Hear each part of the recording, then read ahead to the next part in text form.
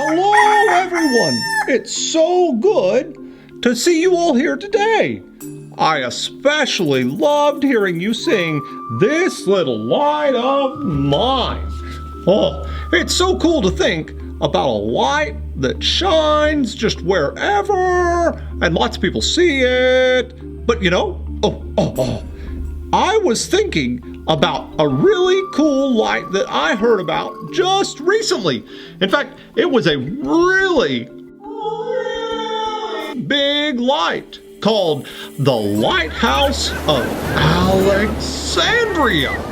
It was known as one of the 7 wonders of the world, 7 wonders of the ancient world. So it's like really, really old and really cool. And I bet you can guess, I don't know if you know what a lighthouse is, but a lighthouse shed lots of light for lots of people. So here's a little bit of information about the Lighthouse of Alexandria. It was built in the city called Alexandria. It's in the name. But the city of Alexandria was built by a guy named Alexander the Great.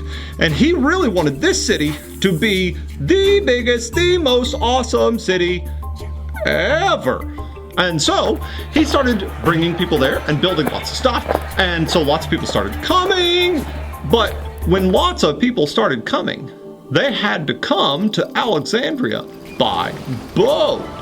Lots of people who wanted to buy stuff and sell stuff had to come by boat. Unfortunately, when you have lots of boats coming in, lots of people want to try to steal stuff, break the boats, shipwreck them. It was a bad, bad thing. So one of the kings after Alexander the Great had the big idea, a really big idea, to build a massive, huge, colossal lighthouse. So he builds this big lighthouse in 260 BC, or thereabouts. We don't know exactly when, but it was pretty close to then. Either way, it was more than 200 years before Jesus was even on the earth. So this is a really, really old building. Oh, speaking of Jesus, let's look at this map. Here's where the lighthouse was. Here's where Jesus was from. So the people from even where Jesus was from would have known about this huge lighthouse. This building ended up being 340 feet tall. Now, I know that there's bigger buildings than that today, but think about how long ago that was, before Jesus. 340 feet tall, it's like taller than the Statue of Liberty, almost as long as a football field. It's really tall. And get this, the Lighthouse of Alexandria stood and worked for more than 1,200. That's like 1,200 years. That's a really long time. It worked and worked and worked, and even after an earthquake hit it and kind of broke it a little bit, they fixed it, and it worked for another 400 years. That's a really long time, like way older than the United States. Longer than we have known where even the United States would eventually be. It's even older than your dad's. So, for that really, really long time, from that idea of a king, even before Jesus was on earth, there was this really cool lighthouse.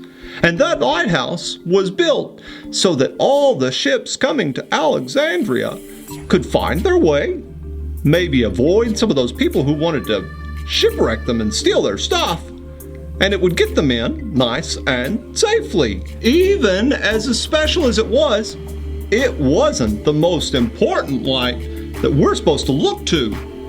That was a really cool story about the Lighthouse of Alexandria. But here's the deal.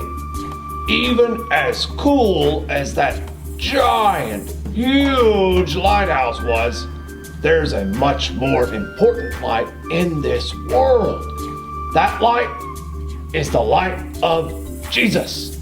Jesus said he is the light of the world. But then get this.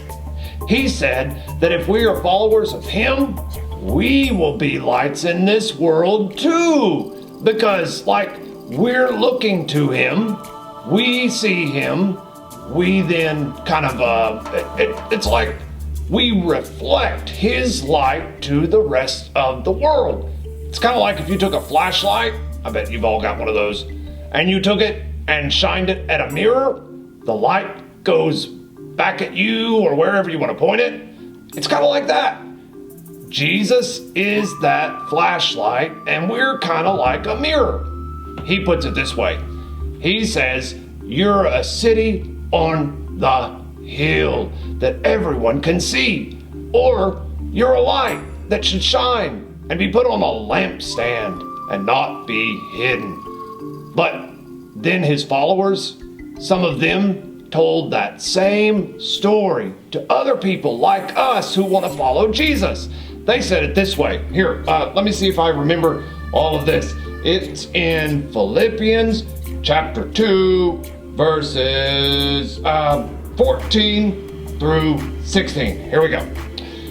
Do all things without grumbling or questioning, that you will be blameless and innocent children of God, without blemish, in the midst of a crooked and twisted generation, among whom, here it is, you shine like lights in the world, holding fast to the word of life, so that in the day of Christ I may be proud that I did not run in vain or labor in vain.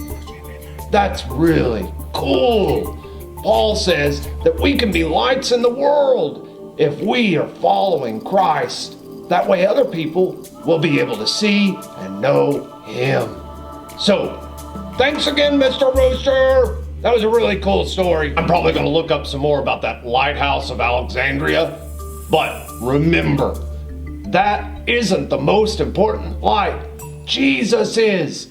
And you can be a light too if you follow him. Thanks for being with us, and we look forward to seeing you again soon.